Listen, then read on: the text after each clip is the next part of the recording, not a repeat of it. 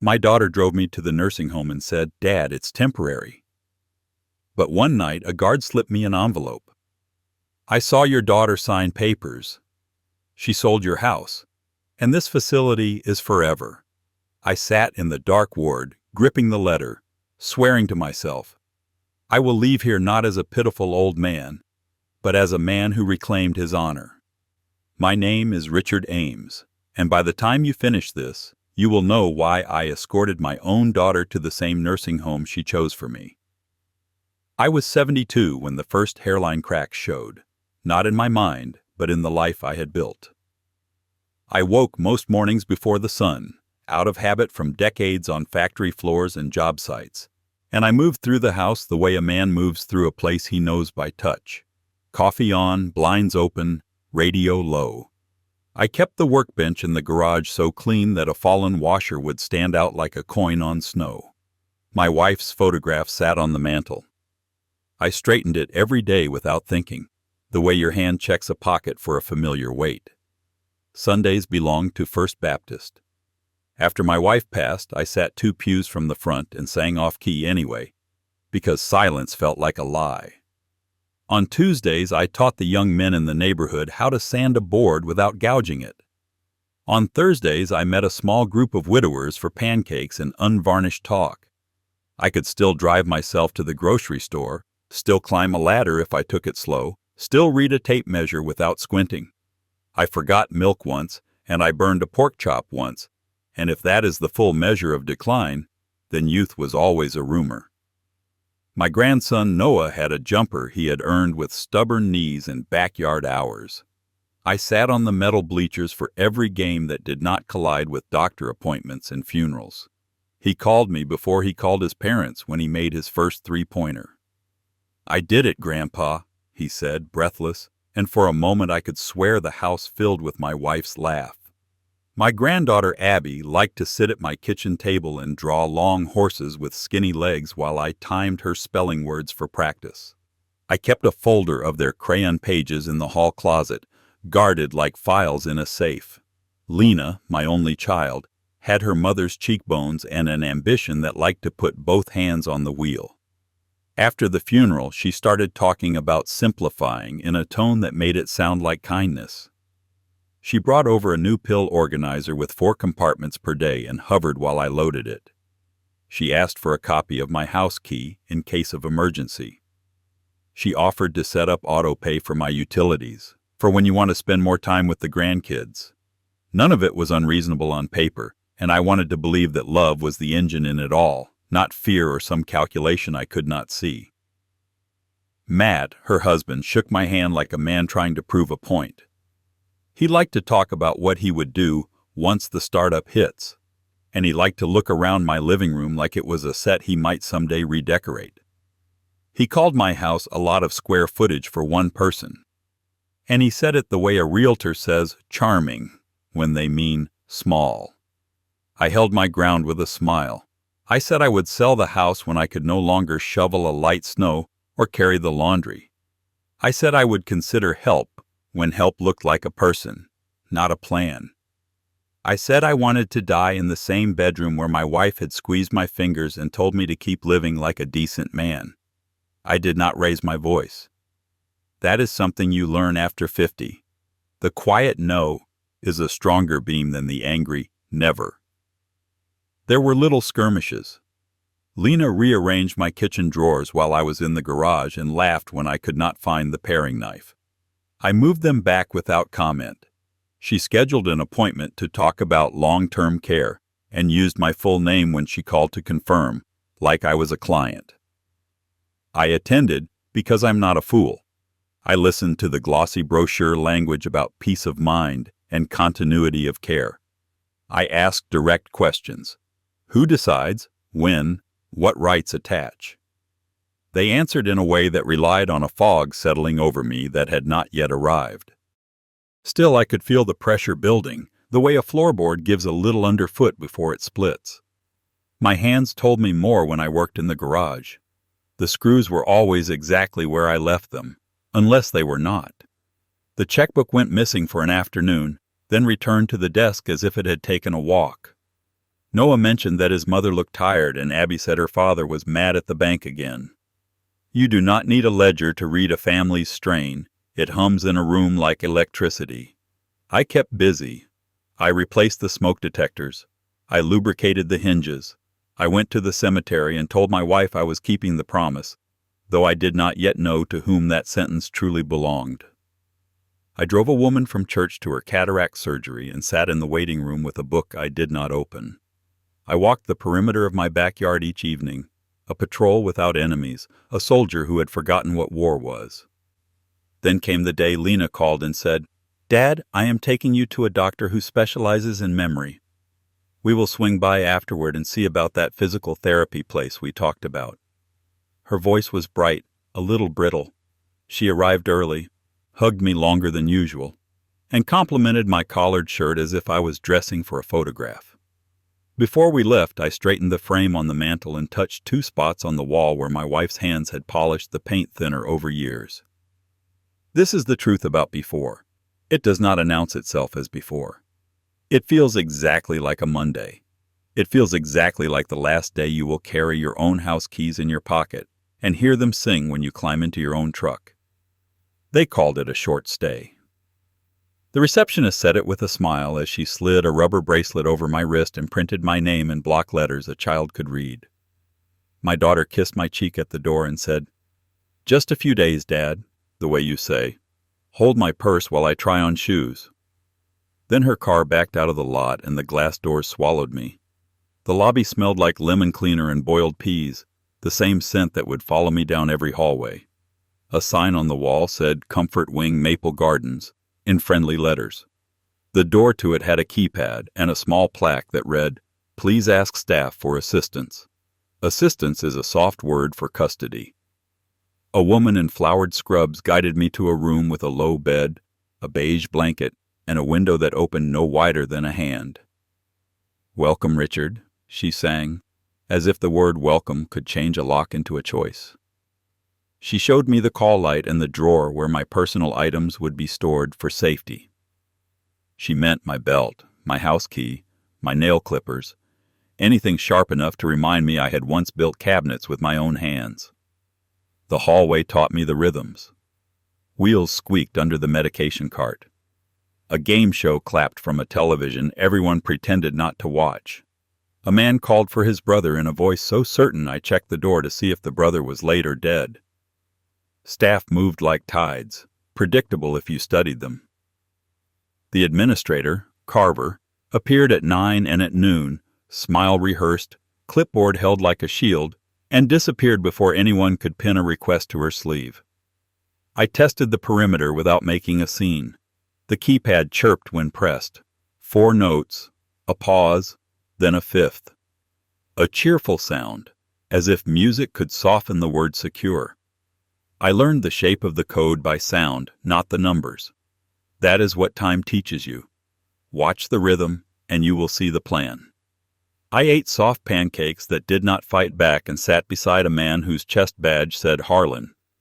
He stirred his coffee without drinking it. "You knew?" he asked, eyes on the door. "Only for a few days," I said. "They all say that." Dottie, hair the color of a winter cloud, tapped her sternum and told me her hinge creaked.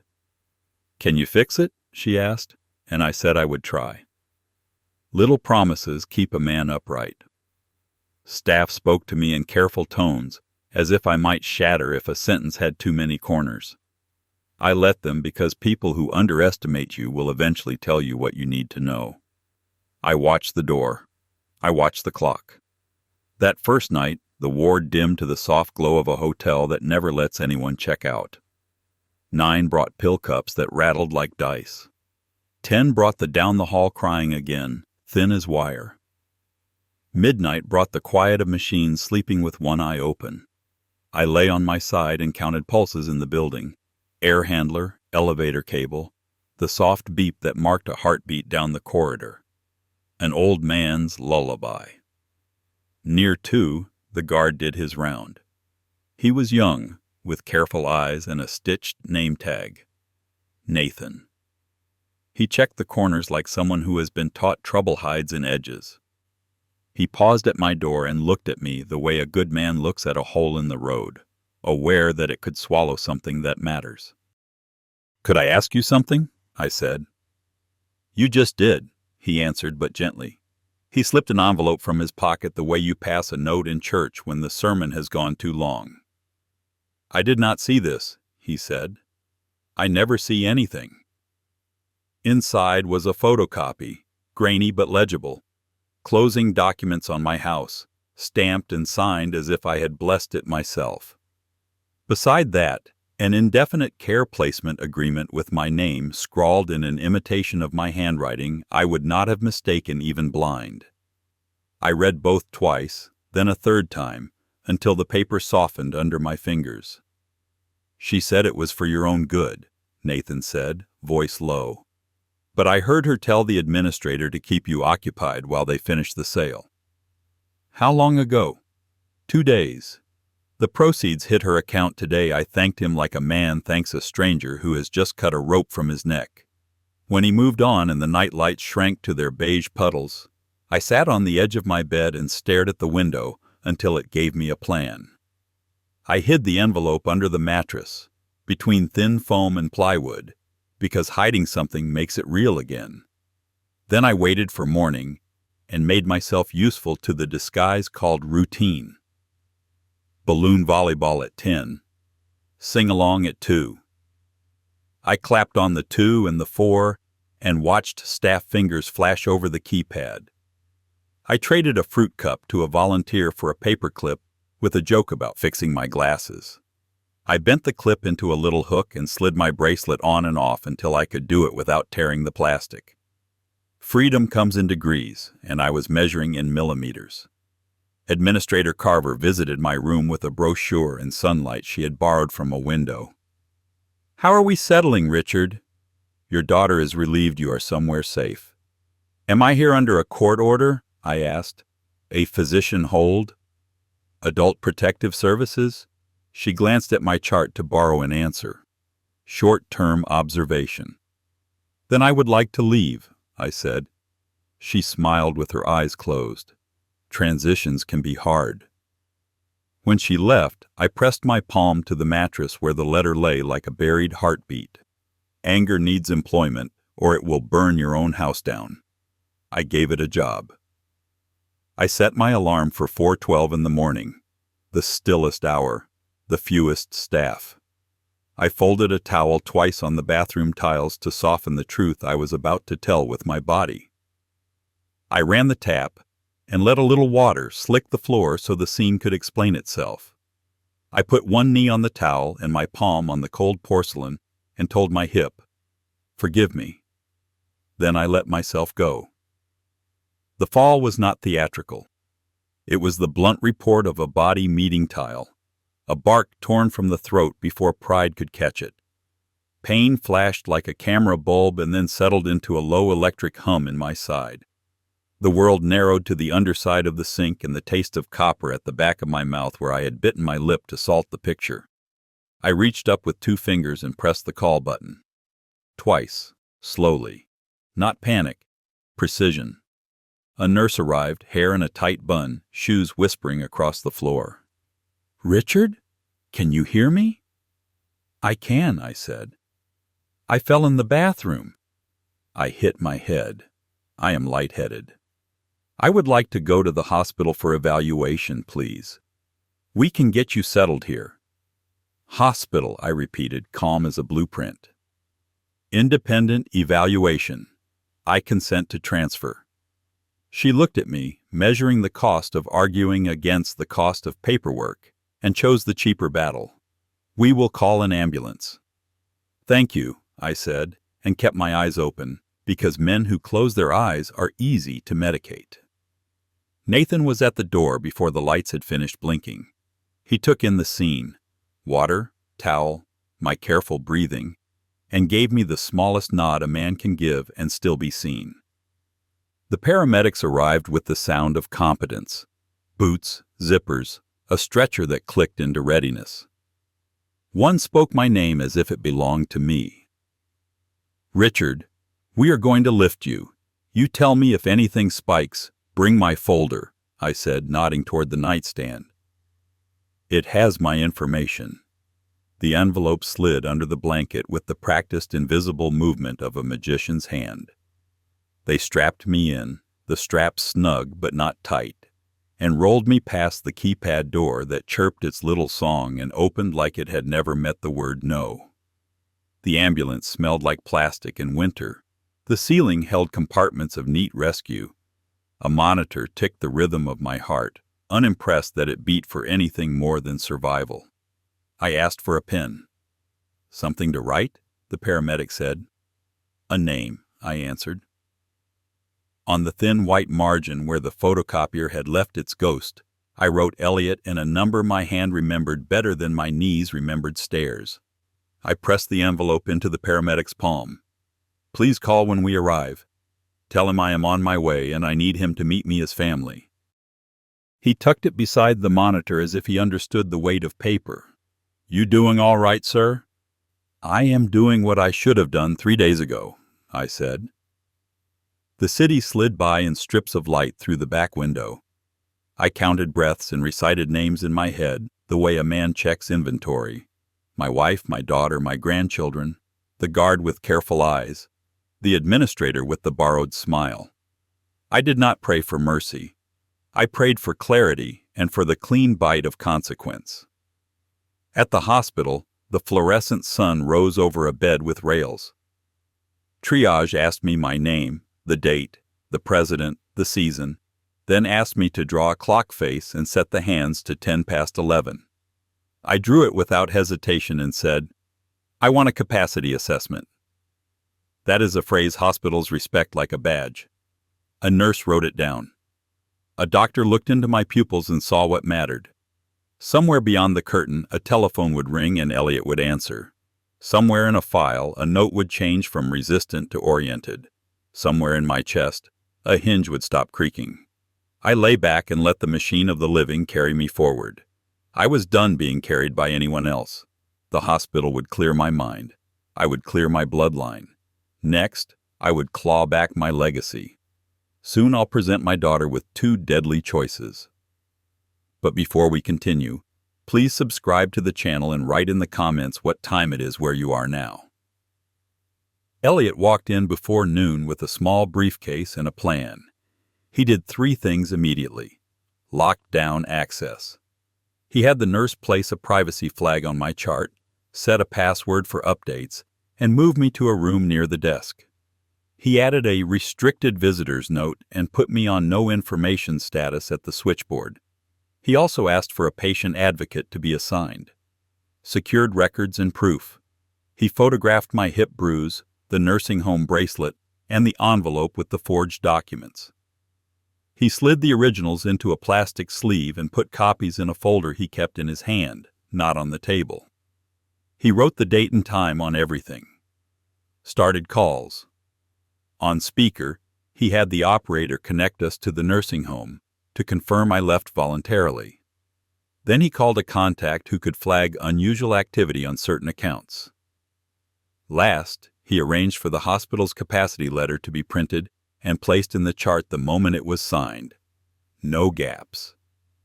He pressed the call button, introduced himself to the charge nurse, and asked that all visitors be announced to me before they entered. No arguments, just clear requests and names. By afternoon, Lena arrived. She headed straight to the nurse's station first, papers in hand, fast voice, the usual confidence. I watched through the glass. The nurse checked my chart, shook her head, and pointed to my room. Visitor restrictions were active. Staff would announce her, not usher her. When she stepped in, she tried to make it routine. Clipboard ready, forms on top, the tone you use when you expect compliance. She moved toward my bed. Elliot stepped between, calm and direct. He asked the nurse to confirm the privacy flag and the visitor limits out loud. She did. He placed the capacity letter on the tray in plain view. No debate. He wrote down the time she arrived and what she brought. Lena pivoted to me with the familiar pressure. "Sign this. It is just temporary. We need access to handle things. Let me take your phone." I kept my answer short. No, not today. I will review with my attorney. I did not raise my voice. My job was simple: keep control of my body, my documents, and my signature. A social worker appeared. Elliot handed her the just-signed capacity letter and asked that it be scanned into the chart immediately. He confirmed in front of her that I did not consent to anyone managing my information or property. She nodded and documented it. Lena tried one last angle at the desk: calls, messages, a request to speak to a supervisor. Security stood nearby, quiet but present. The nurse reviewed the chart with her one more time and repeated the boundaries. Lena left without the access she came for. When the door closed, Elliot put the folder in my hands. He moved the water within reach and the call button closer. He outlined the next steps in one sentence each. I stay overnight. I get the capacity letter in the chart and a copy in the folder. We secure home access and ID, then we move. I focused on 3 rules: stay calm, ask for everything in writing, and do not sign a single new page. The next morning started with 2 pieces of paper: the capacity letter in my chart and a fresh copy in my folder. Breakfast was eggs I did not finish. Elliot brought coffee and set it where I could reach it. We talked like people who had skipped small talk. He reminded me he was my late wife's nephew, the kid I had helped through one semester when his father got laid off. He said he had not forgotten. I told him I had not either. That was enough.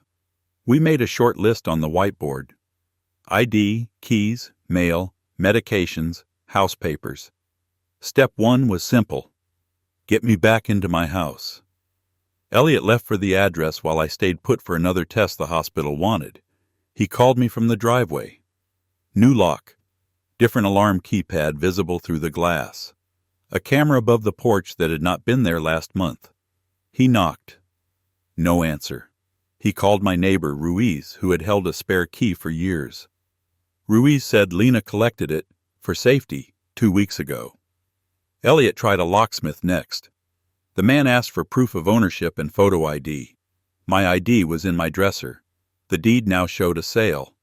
The locksmith apologized and refused. He was not rude. He was careful. I could not fault him for that. While we were on the phone, the porch camera chirped and Lena's voice came through it, tight and clear. Leave the property. Elliot stayed on the sidewalk and kept his voice level. 2 police cars pulled up within 10 minutes. The officers listened, kept their hands visible, and said the same sentence men in their position have to say: "This is a civil matter. You will have to handle it through the courts." They asked Elliot to move along. He did.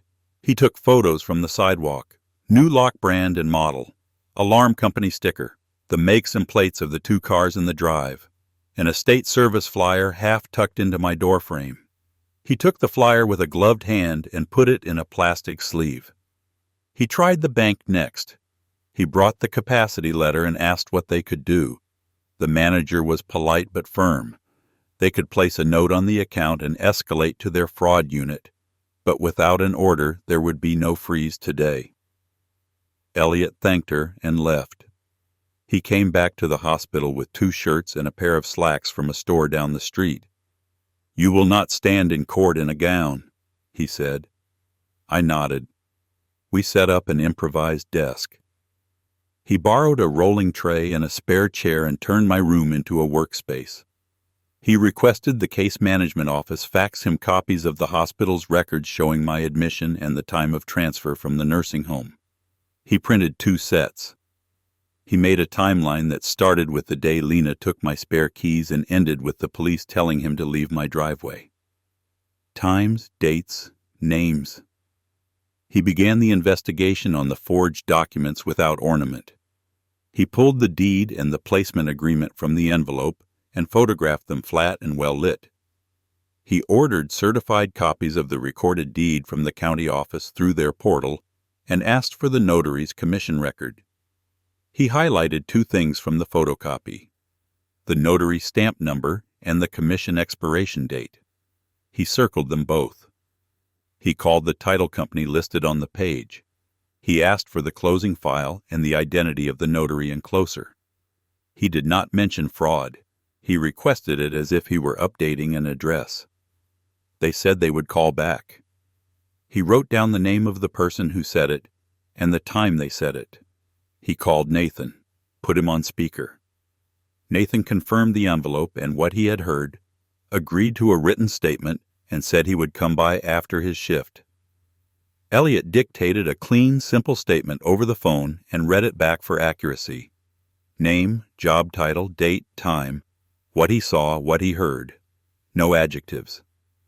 He emailed it to Nathan's private address and asked him to reply with "I confirm" from his personal phone. A paper trail that starts clean is hard to dirty later. He called my neighbor, Ruiz. Ruiz confirmed Lena had asked for the key and said a moving truck had parked outside last week. He could not see inside from his angle, but he heard furniture legs clatter against ramps. He agreed to write a line with the date and time and said his door camera would keep recordings for 2 weeks. Elliot asked him not to delete anything and to save copies. Ruiz said yes. He called the facility and asked for a copy of my admission paperwork and any visitor logs with Lena's name. The front desk sent him to medical records.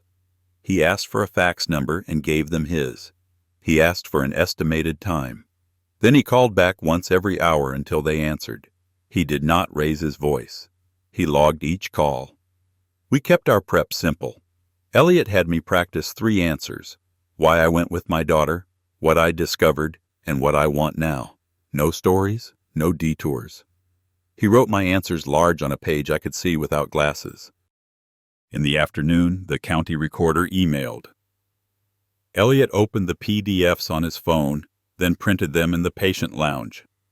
The notary stamp on the deed showed a commission expiration that did not match the public record he had just pulled.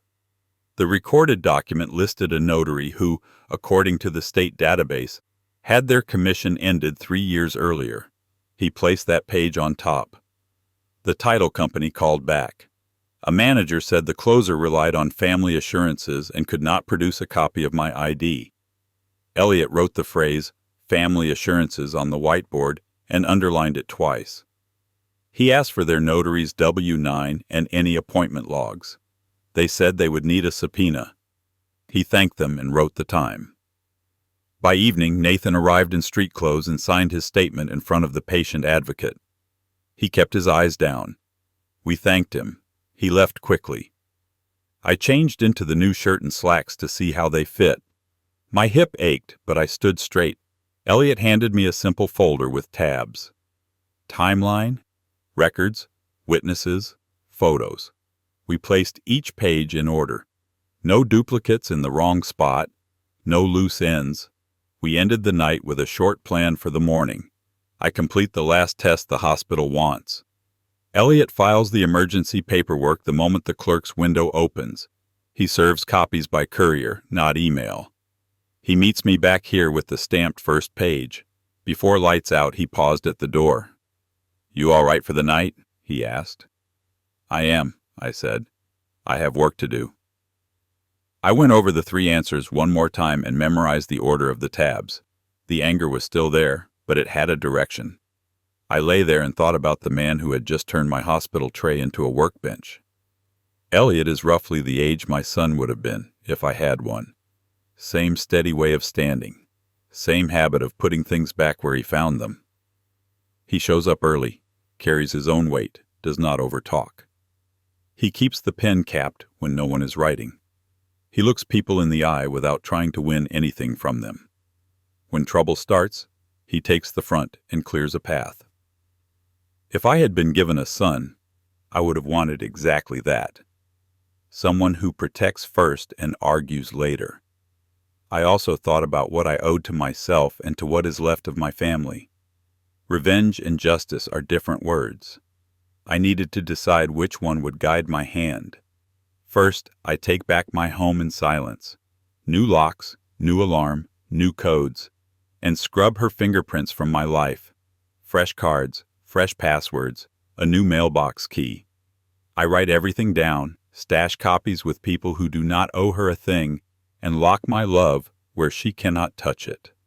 A trust for the grandkids, so Noah keeps shooting and Abby keeps drawing without wondering where they will sleep. I cut Lena out of my day-to-day. No keys, no codes, no more Dad said, and start telling the plain truth anywhere it matters, so her story stops working. When the dust settles and my name is back on what is mine, I take every last thing she bought with my roof, from the shiny car to the L&M stash. Then I slide a Maple Gardens key across a table and give her the same line she gave me. It's temporary. And watch her choose. Sign it all over or take the bed she saved for me. I will not punish the children for their mother's choices. I will not poison their holidays. They will always have a bed at my house, a stocked fridge, and a door code that works. They do not need my anger. They need my steadiness. I will not waste words on Matt. He is noise. If anything in his name turns out to have been bought with my walls, it comes back. He can enjoy the silence of not hearing from me again. I should have drawn these lines sooner. That does not matter now. What matters is that the lines are clear and the steps are written down. No speeches, no scenes, just actions. Take back control of my person. Take back control of my property. Set the future so I cannot be cornered again. Make sure the people who did this understand in practical terms that they crossed a line they cannot recross. If Lena calls with tears, I will listen once. If she blames anyone but herself, the call ends. If she apologizes without conditions and asks what she can do, I will tell her. Put it in writing, sign it, and start making deposits into a trust for your children that you cannot touch. Then we will see what is left. I looked at the folder on my lap. Tabs labeled timeline, records, witnesses, photos, and felt something settle. Not warmth, not relief, just the feeling that the ground under my feet was level again. Elliot would be back by morning with court stamps and new pages. I would put on the shirt he bought me, pick up the folder, and walk where I needed to walk. Justice first, revenge after. And when it is done, my house will be mine, my name will be clean, and the next time someone says just a few days, it will be because they are packing to leave. Next morning brought a clean shirt, stiff hip, and one goal: walk into one courtroom with enough proof that no one could pretend not to see it. Elliot rolled in a carry-on he called the kit. Inside, a 3-ring binder with tabs I could read without glasses, a slim scanner, a stack of manila envelopes, and a cheap USB drive. He set the binder on my lap and ran me through the last checks, not talky, just steps. We tightened the timeline. He wrote in block letters across the first page, 3 days from drop-off to ambulance. Under that, bullet points we could say in one breath. New lock, new alarm keypad, porch camera, Lena collecting the neighbor's spare key, the estate sale flyer pulled from my doorframe, the facility's short-term observation note, the hospital's capacity letter, the bruise photos with timestamps. We practiced it twice. No detours. I handled the practical pieces I could control. I asked the nurse for printed copies of my vitals and the doctor's note that I refused any sedating pain meds. I wanted it clear that I was sober and steady. I put a strip of masking tape inside my new shoes with my name and room number in case they separated me from the folder by mistake. I turned off location sharing on my phone and backed the photos to the USB. The patient advocate helped me print 2 sets of everything. One for the court, one spare. While I ate toast, Elliot made the last investigation calls on speaker so I could hear the answers, not just the summaries. He reached the estate sale company. A manager confirmed in flat tones that L. Ames had booked a whole house clearance for next week and had already paid a deposit from L&M Investments.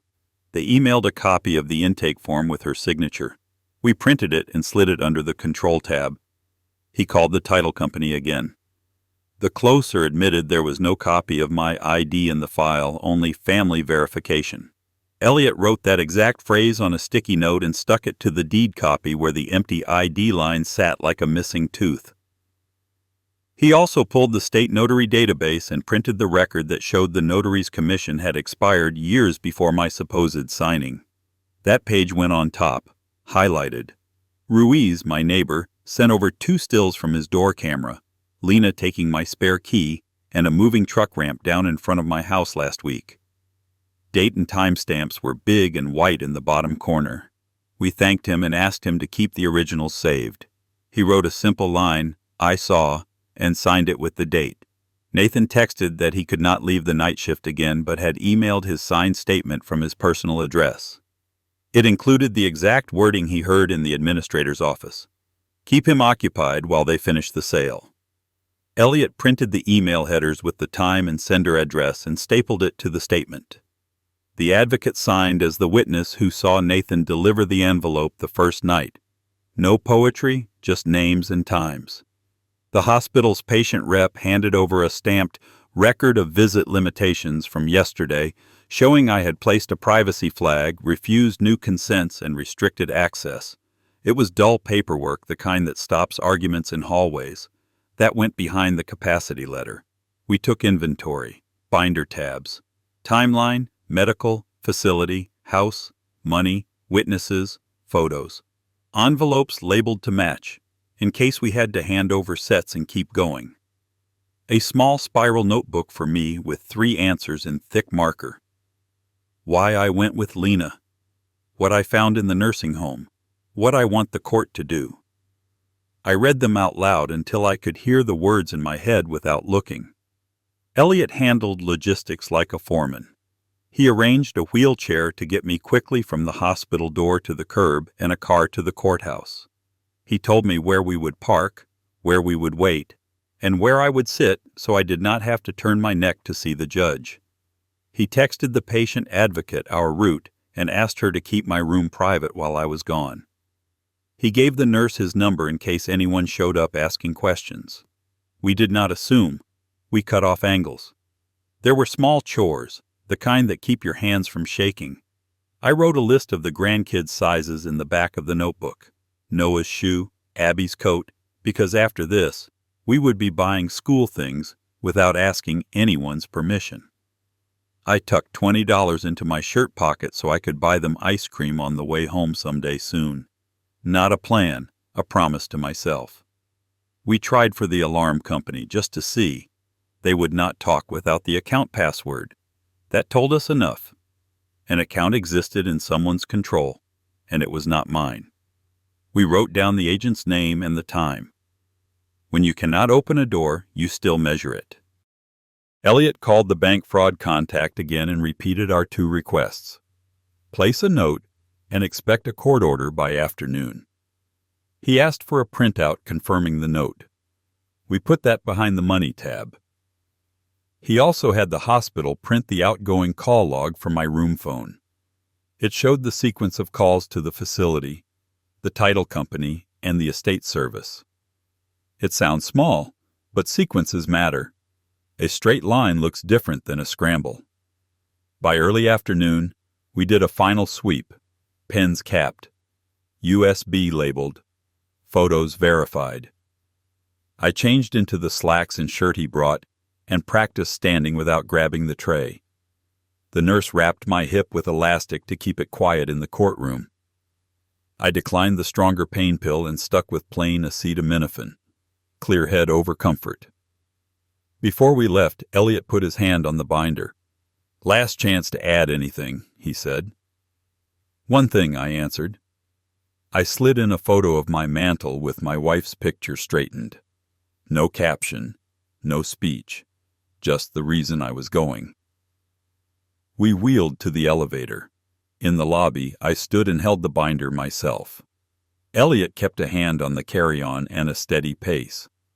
Outside smelled like exhaust and cold air. I felt old and ready at the same time. On the curb, he ran the plan one final time. You answer simply. I handle the rest. We keep the focus on the last 3 days and the papers in this binder. We ask for everything at once. I nodded. Not because I doubted him, but because I wanted to feel the weight of the binder, the work we had done, and the line we were about to draw. We got in the car and headed to one courtroom where, if we did our job, this would end. This was the time for the justice, and my revenge. My daughter wasn't ready for my level of preparations. The courtroom was colder than the hospital, but it felt honest. Steel chairs, a flag, a clock that did not lie. Elliot parked me where I could see the judge without twisting. He set the binder on the table and kept his carry-on hooked to his foot, like a man who has learned not to let anything roll away. Lena came in fast, hair perfect, eyes scanning for friendly faces. Matt trailed her, phone in his hand like it made him taller. The facility administrator sat 2 rows back in a blazer a shade too bright for the room. Nathan had changed into a collared shirt, jaw tight.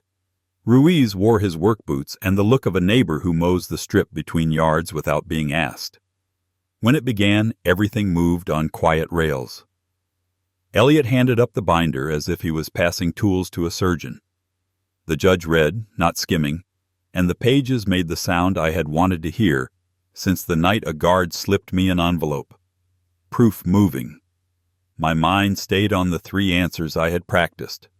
Why I went. What I found. What I want. I spoke them once and did not add color. I was steady, clear.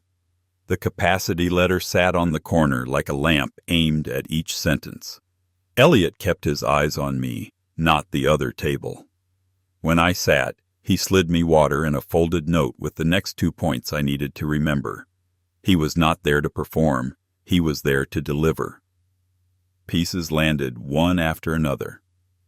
Photos of my porch camera replacement and the new alarm keypad. The estate sale intake form with L&M Investments at the top and next week's date. The bank's note that a flag was placed, expecting an order. The notary record printed straight from the state's system. The commission had expired 3 years before my signature.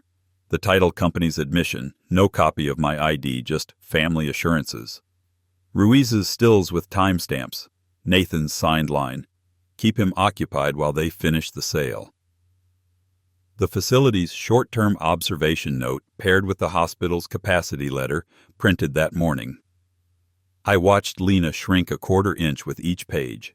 She tried to hold her face in that calm shape she used for school plays and graduation photos, but her hands betrayed her, flat on the table one moment, clenched in her lap the next. When our eyes met, she looked away first. I had always looked away first before. Not today. The judge did not make speeches. He checked dates, matched names, and asked for the originals. Elliot had them. The bailiff moved closer, not to intimidate, but to speed the paper. When the judge finished reading, he set the folder down and spoke in terms I understood. What would stop today, what would be returned today, who would not be making decisions for me again. I felt something loosen between my ribs, not joy, alignment. Orders were written, signed, and stamped before the room exhaled. The house back in my name. The locks to be changed under supervision before dark. The estate sale canceled by court order, with the deposit returned to whatever account had paid it. Every purchase made with money pulled from my sale to be held until it was sorted and, where appropriate, brought back. No more access or authority for my daughter over my person, property, or information. The facility flagged, the incident forwarded where it needed to go. Plain words, hard edges. No one could pretend not to understand. Elliot did not smile. He stacked the copies in the same order he had delivered them and slid the top set to me. "Yours," he said quietly, and the word did more for my spine than the pain bandage around my hip. He left the courtroom once to send the orders to the bank and the locksmith and returned before the clock moved a minute. He shook Nathan's hand and told him we would keep his name out of places it did not need to travel. He thanked Ruiz with the kind of thanks a man hears. Lena stood on the other side of the aisle with Matt whispering hot in her ear. She kept looking at the door, as if the hallway could refund a choice. I thought about walking over and saying something a father says in a movie. I did not. Words would not do any work here. The orders would. We left the room with a deputy who would meet us at the house. Elliot's hand stayed near my elbow, not on it. He walked at my speed. In the elevator, he turned the binder toward me so I could see the stamps again.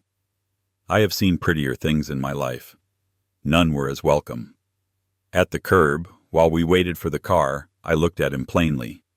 He is the right age to be my son. He fights in the way I respect. Straight ahead, no shouting, nothing left messy on the floor. He did not ask what I was thinking. He gave me room to think it. On the ride, I made a decision I had put off for years, thinking time would give me a sign. It turns out you do not need a sign. You need a reason and a person. The trust for the grandchildren would be real, direct, untouchable. I would place it in hands that had proven worthy in a week when it counted more than the prior 20 years of handshakes and smiles. Elliot would carry it. Executor, yes, but that is a title. What I wanted him to be was simpler. The person in the room who does not look away when the work is hard. I would rewrite the will tonight. I would tell him after the locks were changed. We reached the house with the deputy behind us. The porch camera that did not belong to me blinked like a nervous eye. The locksmith pulled up with the tool bag and waited for a nod. Elliot stepped aside and let me be the one to turn the key after the change. The door swung on a hinge I had installed years ago. The smell of my home met me. Wood shavings, old coffee, the cheap lemon cleaner I buy on sale. On the mantel, my wife's photograph was slightly crooked. I straightened it with 2 fingers. We moved through the rooms with the deputy walking quiet, taking inventory at a glance for any sign the place had already been stripped. Boxes stacked in the dining room, labels in Lena's handwriting. One read, "Dad's Tools, Sell." That word reached into me with cold hands. I put the order on top of the box and felt the cold recede. Elliot coordinated the hard parts. He had the locksmith change the back door and the garage service door, too. He called the alarm company with a copy of the order in his hand and did not hang up until they confirmed the reset.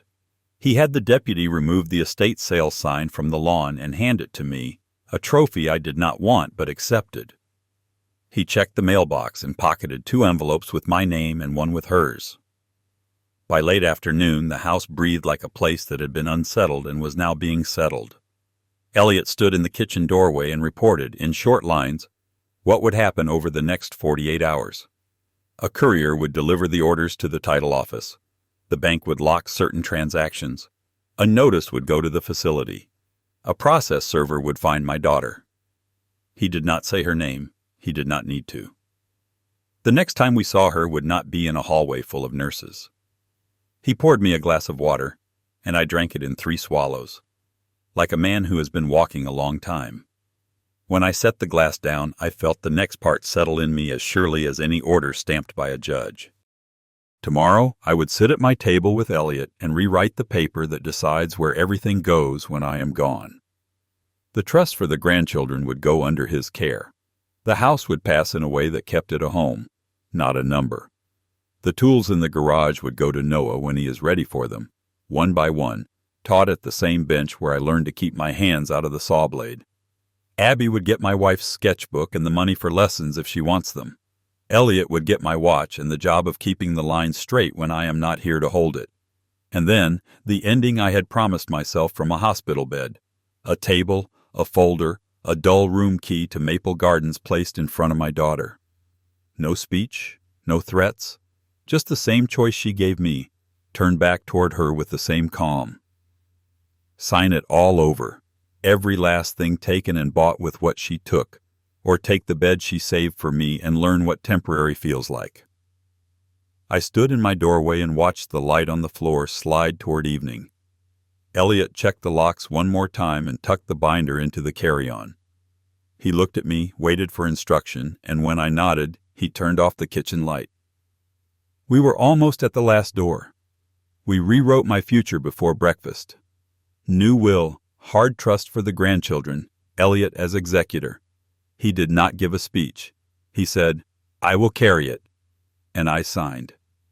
Then Maple Gardens. Same doors, same lemon sting in the air. I laid 2 things on the lobby table where they once processed me like luggage. a room key to the fourth floor, and a one-page stipulated return that implemented the court order and added the practical items it didn't enumerate: the car, the L&M funds, the estate sale deposit, and the alarm account. "It is temporary," I said. "Sign and walk out, or take the bed you saved for me." Lena searched the room for a rescue that was not coming. Her mouth set, her hands shook, and for a second I saw the girl who used to reach for mine at crosswalks. Then the pen moved. The sound of it against paper was louder than any apology. The stamp hit. The key lay between us like a verdict, and the lobby air thinned. She stood with nothing to carry but her own choices. I picked up the paper, left the key on their counter, and walked out breathing like a man who had just unlocked his own name. Moving day was clean. A deputy with a clipboard, a crew, an inventory. Boxes labeled in her hand went to a storage unit already paid for 1 month. Nothing else left my house. The new locks clicked. The alarm answered to my voice. The mailbox key matched my ring. I kept my hands off the boxes. She could carry her own. I made 2 calls and 1 visit. The bank and the post office reset every access. At Maple Gardens, I filed the complaint, thanked Nathan by name where it counted, and left their spare key on the counter. They could keep their welcome. Home filled back in. Noah and Abby slept in their rooms without asking permission. I put my wife's photo straight and my old watch on Noah's dresser for mourning. Elliot set the binder in my cabinet under a label that read, "Keep." One last page, a final release and indemnification, separate from the stipulated return. My table, not a courtroom. The Children in the Den, volume low. I slid the Maple Gardens key across the wood and said the line she gave me. She signed the final release, no excuses left. Behind that signature sat Maple Gardens, the same nursing home she picked for me, the place I had taken her hours earlier to choose her own exit. I walked her to the door and gave her 3 rules. Tell the truth. Stop touching what is not yours. Show up for your children. When the latch closed, the house stayed mine. I checked the windows, turned out the lights, and set 1 key on my nightstand. The key to my own front door. The other key, the Maple Gardens key, had already done its job. Was I right to take back everything and not forgive my daughter? Would you have done the same to your own child? Share your thoughts in the comments. My grandpa's worst really happened. I believe him. If you want more true tales stories like this, hit subscribe.